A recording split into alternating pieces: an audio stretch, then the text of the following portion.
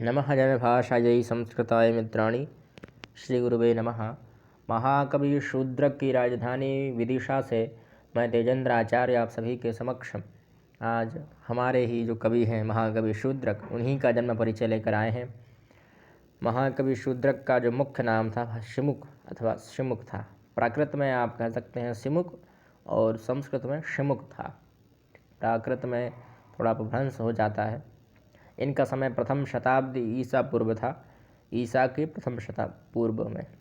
पूर्व की प्रथम शताब्दी में इनकी आयु थी 100 वर्ष 10 दिन। शूद्रक ने स्वेच्छा से आत्मदाह किया था, क्योंकि इनके बारे में लिखा है कि उन्होंने अग्नि में प्रवेश किया था, तो हो सकता है कि उन्होंने आत्मदाह किया हो।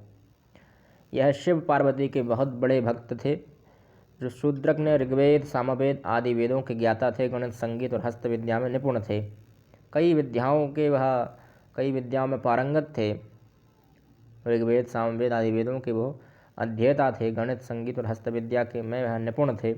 महाकवि शूद्रक ने शिव के प्रताप से दिव्य दृष्टि पाकर पुत्र को राजत सिंहासन देकर अश्वमेध यज्ञ भी किया था। ऐसा सुनने को प्राप्त होता है कि उन्होंने अपने शिव जी के वो परम भक्त थे शिव पार्वती के, तो शिव जी की तपस्या कर उनसे दिव्य दृष्टि पाकर पुत्र को राज सिंहासन देकर अश्वमेध यज्ञ भी किया था। वह प्रथम नाटककार थे जिन्होंने तत्कालीन सामाजिक व्यवस्था को आधार बनाकर लिखा। देखिए, नाटककार तो बहुत हुए हैं, पर उन्होंने सामान्य जीवन, किसी सामान्य व्यक्ति के ऊपर कभी नायक नहीं बनाया। सामान्य व्यक्ति को सदैव किसी कुलीन व्यक्ति को ही नायक बनाया है। तो शूद्रक ने एक अच्छा काम किया कि उन्होंने एक सामान्य व्यक्ति को नायक बनाया। यानी राज परिवार से नायक में जो आप मिलते होंगे कि उसके पास 4 गुणों में से कोई एक गुण होना चाहिए, किसी उत्तम कुल में वह पैदा हुआ हो, और भी गुण बताए जाते हैं नायक के कि किसी राजसी परिवार में हो, राजा हो, मंत्री हो, तो उसका हम ऐसा कह सकते हैं कि उसके ऊपर महाकाव्य लिखा जा सकता है, उसके ऊपर कुछ ग्रंथ लिखा जा सकता है। पर इन्होंने एक सामान्य जन, जो एक सामान्य व्यक्ति था चारुदत्त, उसको नायक बनाया। जो एक सामान्य ब्राह्मण था उसको नायक बना दिया और उसी के आधार पर अपना ग्रंथ लिखा। इसीलिए यह प्रथम जो लौकिक व्यवस्था है उस सामाजिक व्यवस्था को आधार बनाकर इन्होंने प्रथम नाटक लिखा। और इनके जो नाटक हैं उसको प्रकरण नाटक कहा जाता है। जो उसकी श्रेणी है प्रकरण की। अब एकमात्र रचना है इनकी मृच्छकटिकम और रीति थी वैदर्भी। ठीक है, गौड़ी, पांचाली, ऐसी बहुत सारी रीतियाँ होती हैं, पर इनकी रीति थी वैदर्भी।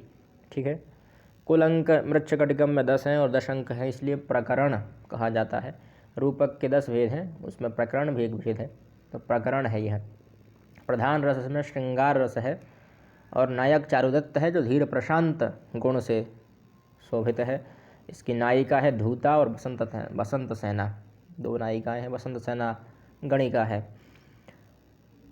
अब शूद्रक का दूसरा परिचय जान लेते हैं। शूद्रक गुप्त काल में उत्पन्न हुए थे। लगभग 100 ईसा पूर्व से 200 ईस्वी के बीच का इनका समय माना गया है।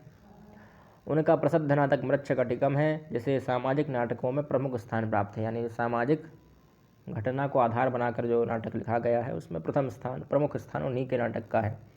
यह प्रकरण ग्रंथ है जिसमें 10 अंक हैं। इसका रचना काल 3री अथवा 4वीं शताब्दी ईस्वी माना जाता है। इसके 10 अंकों में ब्राह्मण चारुदत्त, जो समय चक्र से निर्धन, तथा उज्जैनी की प्रसिद्ध गणिका वसंत सेना के आदर्श प्रेम की कहानी वर्णित है।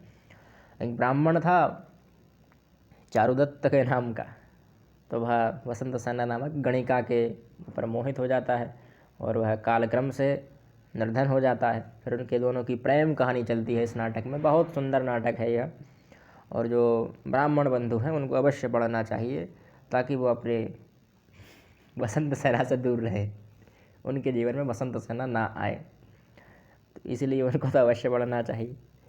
इसमें आदर्श प्रेम कहानी वर्णित है, इसलिए प्रेम की वर्णन है, इसलिए श्रृंगार रस प्रधान नाटक है। इसकी भाषा शैली मृच्छकटिकम की शैली सरल एवं वर्णन विस्तृत है। हम अभी पढ़ चुके हैं, वैदर्भी रीति का प्रयोग किया गया है। प्राकृत भाषा की सभी शैलियों का प्रयोग इसमें एक साथ मिलता है, यानी प्राकृत का भी इसमें प्रयोग मिलता है। प्रथम बार संस्कृत में शूद्रक ने ही राज परिवार को छोड़कर समाज के मध्यम वर्ग के लोगों को अपने नाटक में पात्र बनाए। यानी उससे पहले जो नाटक होते थे, जो अभिज्ञान शकुंतलम हो, चाहे मालविकाग्निमित्रम हो, चाहे भास के 13 नाटक हों, भास ने भी लिखा है वैसे तो चारुदत्तम, तो उसमें भी यही नाटक है। यही था, उसी को आधार बनाकर इन्होंने लिखा है, यह उसी का उपजीव भी है। तो अधिकतर नाटकों में राजसी परिवार के लोग ही पात्र होते थे और राजसी परिवार के लोग ही नायक नायिका होते थे, पर इन्होंने सामाजिक एक मध्यम वर्गीय परिवार को लिया, जो ना ज़्यादा निम्न वर्गीय भी था और उत्तम वर्गीय भी नहीं था, मध्यम वर्गीय था, उसको नायक बनाया।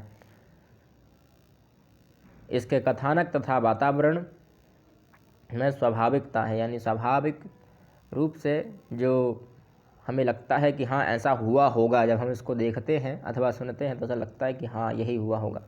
इस दृष्टि से शूद्रक की नाट्य कला बड़ी प्रशंसनीय है, यानी हमें जीवित कर देती है। वो ऐसा लगता है कि हम वहीं खड़े हैं, हमारे सामने ही सारा नाटक चल रहा है कि ये शूद्रक है, यह चारुदत्त है, यह वसंत सेना है, इन दोनों का प्रेम प्रसंग चल रहा है, हमारे समक्ष ही सब चलने लगता है जब हम इसको पढ़ते हैं। तो इसलिए उनकी जो लेखन कला है वह बड़ी प्रशंसनीय है। पाश्चात्य आलोचकों ने इसकी बड़ी सराहना की है। जो पाश्चात्य विद्वान हैं और जिन्होंने संस्कृत साहित्य को विद्रूप कर दिया है, उन्होंने भी इसकी आलोचना की है और उन्होंने भी इसकी सराहना की है। मृच्छकटिकम को सार्वभौम आकर्षण का नाटक बताया गया है, यानी संपूर्ण पृथ्वी का आकर्षण का नाटक है यह, जिसका सफल मंचन विश्व में कहीं भी किया जा सकता है, यानी आप कहीं भी इसका मंचन कर सकते हैं। यह बहुत ही सरल नाटक है मंचन की दृष्टि से। इनके विषय में प्रसिद्ध उक्ति है, शूद्रकः अग्निम प्रविष्ट। मैंने कहा था कि उन्होंने आत्मदाह किया था 100 वर्ष 10 दिन में, तो यह लिखा मिला है हमें कि शूद्रकः अग्निम प्रविष्ट, शूद्रक जो है वो अग्नि में प्रविष्ट हो गए थे, अग्नि में समाहित हो गए थे। तो हो सकता है उन्होंने आत्मदाह किया हो। इनकी कृतियाँ हैं मृच्छकटिकम, अब जानते ही हैं, रीति वैधर भी है, 10 प्रकरण है, प्रकरण ग्रंथ है और 10 उसमें अंक हैं। नायक चारुदत्त है, नायिका वसंत सेना है। तो आज के इस परिचय में हम इतना ही रखते हैं। अगली वीडियो में पुनः मिलते हैं, तब तक के लिए जयतु संस्कृतम जयतु भारतम।